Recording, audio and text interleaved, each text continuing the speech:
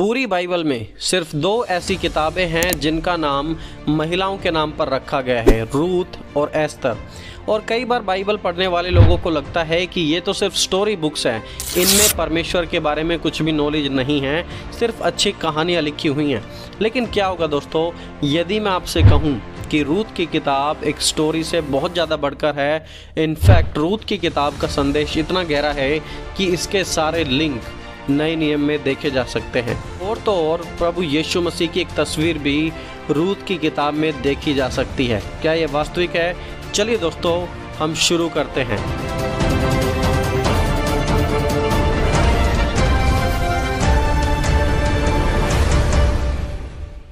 चलिए सबसे पहले हम रूथ की किताब को ओवरऑल तरीके से डिस्कस कर लेते हैं, शॉर्ट में जान लेते हैं कि क्या कहानी थी। दोस्तों, रूथ की किताब में सिर्फ 4 चैप्टर्स हैं और ये स्टोरी शुरू होती है नाओमी नाम की एक महिला से, जो अकाल के कारण जूडा से मोआब चली जाती है। नाओमी वहाँ पर अपने पति और अपने दोनों बेटों के साथ मोआब में जाती है। मोआब में जाने के बाद उसके दोनों बेटों की शादी मोआबी लड़की से हो जाती है। समय बीतने के बाद नाओमी के दोनों बेटे और उसका पति चल बसते हैं, उनकी मृत्यु हो जाती है। और उनकी मृत्यु होने के बाद नाओमी ने फैसला लिया कि वो वापस अपने देश यहूदा आएगी। और तभी उसकी जो बहू थी रूथ, उसने फैसला लिया कि वो भी अपनी सासू माँ के साथ, नाओमी के साथ, उसके स्थान यहूदा पर आएगी और उसी के परमेश्वर की आराधना करेगी।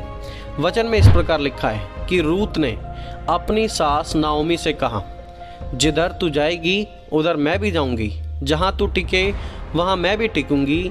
तेरे लोग मेरे लोग होंगे और तेरा परमेश्वर मेरा परमेश्वर होगा। और तब रूथ और नाओमी दोनों आ जाते हैं यहूदा देश में।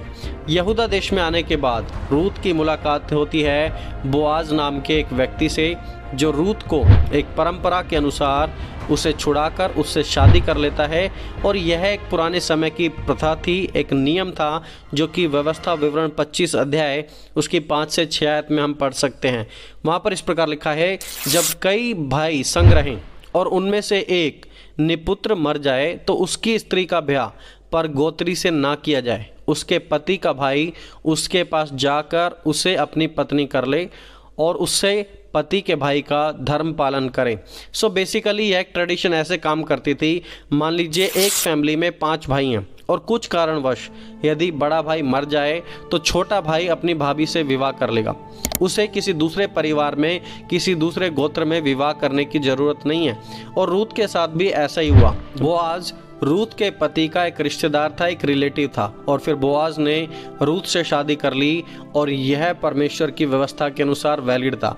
और फिर हम पढ़ते हैं आखिर में कि मत्ती 1 अध्याय उसकी 5वीं आयत में, जब प्रभु यीशु मसीह की वंशावली को लिखा जा रहा था तो उस वंशावली में भी रूथ का नाम आता है। तो कैसे रूथ एक नॉर्मल स्त्री से एक एक्स्ट्रा ऑर्डिनरी स्त्री बन गई, इन सभी चीज़ों के बारे में हम बात करते हैं इस वीडियो में। दोस्तों, सबसे पहली बात जो हम रूथ के जीवन से, इस किताब से सीखते हैं कि God is concerned about all people. परमेश्वर हर एक व्यक्ति की फिक्र करते हैं। अब देखिए, रूथ एक यहूदी नहीं थी, वो मोआबी स्त्री थी। मोआबी लोग कीमोश नाम के कनानी देवता की आराधना करते थे और उनका मानना था कि कीमोश देवता ही उन्हें उनके सारे दुश्मनों से बचाता है, उन्हें जीत दिलाता है। And Chemosh is a supreme god. Ruth का कीमोश को छोड़कर यहोवा परमेश्वर के पास आना बिल्कुल भी व्यर्थ नहीं था, बल्कि यहोवा के पास आना रूथ के जीवन को एक नई डायरेक्शन देता है। और रूथ जब यहूदा में यहोवा परमेश्वर के पास आई तो ना ही तो परमेश्वर ने और ना ही परमेश्वर के लोगों ने उसे अन्य जाति कहकर त्याग दिया, उसे रिजेक्ट नहीं किया। परमेश्वर ने रूथ से प्रेम किया, इनफैक्ट इतना प्रेम किया कि यीशु मसीह की वंशावली में रूथ का नाम आया। दोस्तों, मान लीजिए आप में से जितने लोग भी आज ये वीडियो को देख रहे हैं, मैं पर्सनली नहीं जानता कि आप किन हालातों से होकर गुजर रहे हैं, लेकिन मैं आपको याद जरूर दिलाना चाहूँगा कि आप किसी भी धर्म, किसी भी जाति के क्यों ना हो, परमेश्वर को आपकी बहुत फिक्र है। वो आपको स्वीकार करेंगे, आपके जीवन में एक नई पहचान देंगे। जैसे परमेश्वर ने एक मोआबी स्त्री को ग्रहण किया और उसे एक नई पहचान दी, वैसे परमेश्वर हर एक उस व्यक्ति को एक नई पहचान देना चाहते हैं जो यीशु पर विश्वास लेकर आएगा। प्रभु हर एक व्यक्ति की फिक्र करते हैं। रूत की किताब इस बात को क्लियरली हम सभी के सामने प्रेजेंट करती है। दोस्तों दूसरी बात, man and women are both equally important to God. स्त्री व पुरुष दोनों एक समान परमेश्वर की नज़रों में मूल्यवान है। देखिए, परमेश्वर ने इंसानों को बोथ मेल एंड फीमेल करके एक समान बनाया है। कोई छोटा नहीं है, कोई बड़ा नहीं है, दे आर कम्प्लीटली इक्वल। ऐसा नहीं था कि क्योंकि रूत एक स्त्री थी तो परमेश्वर का उसके लिए कोई प्लान ही नहीं था, या फिर परमेश्वर ने उसे कोई इंपॉर्टेंस ही ना दिया हो। दुनिया के फॉल्स रिलीजन ही हमें यह सिखाते हैं कि महिला को बोलने की इजाज़त नहीं है, वो पैरों की जूती है, या फिर महिला को घर से बाहर नहीं निकलना चाहिए, उसे ऐसा ड्रेसअप करना चाहिए। ये सब झूठ है। परमेश्वर की नज़रों में male and female are both equally important. परमेश्वर ने आदमी के अंदर भी आत्मा दी है और औरत के अंदर भी आत्मा दी है, और जितना बोआज परमेश्वर की नज़र में इम्पोर्टेंट था उतनी ही रूथ भी इम्पोर्टेंट थी। बाइबल का परमेश्वर यीशु के समय भी ये इक्वालिटी दर्शा रहा था और ये संदेश बार बार लोगों को दे रहे थे। जैसे कि यूहन्ना 4 अध्याय में प्रभु यीशु मसीह सामरी स्त्री से वार्तालाप करते हैं, व्यभिचारिणी स्त्री को माफ़ करते हैं, उसके साथ बैठते हैं, और स्त्रियां ही यीशु के जी उठने की सबसे पहली खबर लेकर गई थी। सो परमेश्वर की नज़रों में male and female are both important, दोनों ही बराबर हैं। तो रूत की किताब के द्वारा परमेश्वर इस चीज़ को क्लियर कर रहे थे कि मैं सिर्फ पुरुषों के बारे में ही नहीं, लेकिन मैं महिलाओं के बारे में भी सोचता हूँ, और महिलाओं के लिए भी मेरे पास योजना है। दोस्तों तीसरी बात, God uses little things to accomplish great plans. परमेश्वर छोटी चीज़ों को प्रयोग करके अपने महान उद्देश्य को पूरा करते हैं।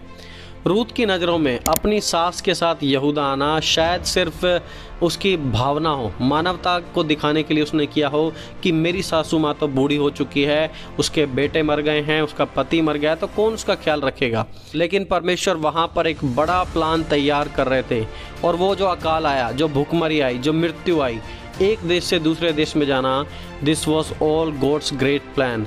और यह प्लान आज आपके लिए भी है। आज जो आपके जीवन में अकाल है, समस्याएं हैं, ये आपको बर्बाद करने के लिए नहीं, बल्कि आपको और भी ज़्यादा स्ट्रॉन्ग करने के लिए आ रही हैं। आप प्रभु पर विश्वास रखें। प्रभु छोटी छोटी चीज़ों का इस्तेमाल करके आपको स्ट्रॉन्ग बनाएंगे। आप परमेश्वर पर विश्वास करके चलें। रूत की किताब हमें इस मैसेज को देती है। दोस्तों चौथी बात, God has a Redeemer for all of us. परमेश्वर हम सबका छुड़ाने वाला है। जब रूत के जीवन में कोई होप नहीं थी, तब उसे मिला एक रिडीमर, एक छुड़ाने वाला बोआज, जिसने रूत के लिए कीमत अदा की और उससे शादी कर ली। वैसे ही परमेश्वर भी हम सभी को छुड़ाने वाला है। दाऊद ने कहा, O Lord my strength and my redeemer. हमें जहां अपने पापों की कीमत चुकानी थी, वहां प्रभु यीशु ने अपना लहू बहाकर पापों की कीमत चुका दी। उसने हमें पापों से छुड़ा लिया। अब हम यीशु के लोग हैं। रूत का पति बोआज पुराने नियम में यीशु मसीह की एक तस्वीर था कि जैसे बोआज ने रूत को छुड़ाया और अपनाया, वैसे ही मसीह ने भी हमें छुड़ाया है, अपनाया है, और हमें अपनी संतान बनने का अधिकार दिया है। दोस्तों पांचवी बात जो हम रूत की किताब से सीखते हैं, God's plan are good but not always easy. परमेश्वर के प्लान अच्छे तो हैं, लेकिन हमेशा आसानी से पूरे नहीं होते। लिखा है, जिन दिनों में न्यायी लोग राज्य करते थे, उन दिनों में देश में अकाल पड़ा। तब यहूदा के बैतलहम का एक पुरुष अपनी स्त्री व दोनों पुत्रों को संग लेकर मोआब के देश में परदेशी होकर रहने को चला गया। परमेश्वर मुश्किल हालातों का इस्तेमाल करके, जैसे कि अकाल का इस्तेमाल इस परिवार को यहूदा से निकालने के लिए किया। अकाल ना पड़ता तो नाओमी और उसका परिवार कभी मोआब ना जाता, और अगर वो मोआब ना जाते तो वो रूत से कैसे मिलते। अगर रूत ही ना मिलती तो रूत नाम की कोई किताब ही पवित्र बाइबल में नहीं होती, और ना ही यीशु मसीह की वंशावली में उसका नाम भी आता। तो देखिए, परमेश्वर ने एक अकाल का इस्तेमाल किया नाओमी और रूत को मिलाने के लिए। यूसुफ के समय में भी परमेश्वर ने एक अकाल का इस्तेमाल किया था यूसुफ को उसके परिवार से मिलवाने के लिए। दोस्तों परमेश्वर हमारे जीवन में जो अकाल लेकर आते हैं, वो हमें घटाने के लिए नहीं, हमें बर्बाद करने के लिए नहीं, हमारी बढ़ोतरी के लिए लेकर आते हैं। रूत की किताब से, यूसुफ के जीवन से ये सारी चीज़ें हमारे सामने बिल्कुल क्लियर है कि कैसे जो अकाल था, जो समस्याएं थी, वो परमेश्वर की एक योजना थी अपने दास को मजबूत करने के लिए, अपनी दासी को मजबूत करने के लिए और परमेश्वर की महिमा उनके जीवन से प्रकट करने के लिए। दोस्तों, परमेश्वर हमें गहरे पानी में डुबाने के लिए नहीं, लेकिन तैरना सिखाने के लिए लेकर आते हैं। आपको जब परमेश्वर मुश्किल हालातों में डालते हैं तो ये ना सोचें कि प्रभु मुझे आप डुबाना चाह रहे हैं, लेकिन ये सोचें कि प्रभु आपको तैरना सिखा रहे हैं, क्योंकि प्रभु के पास आपके लिए बहुत बड़ी योजनाएं हैं। तो यदि अभी तक आप सोचते आए हैं कि हाँ, परमेश्वर ने तो मुझसे वादा किया है, तो हमेशा याद रखना कि वो वादा और वो योजना बड़ी आसानी से पूरा नहीं होगी। बहुत सारे मुश्किल हालात आएंगे, बहुत सारे अकालों का सामना करना पड़ेगा, तभी आप परमेश्वर के उस वादे को पूरा कर पाएंगे। सो दोस्तों, रूत की किताब से हम 5 चीज़ों को देख चुके हैं। पहली बात, God is concerned about all people, परमेश्वर हर एक व्यक्ति की फिक्र करते हैं।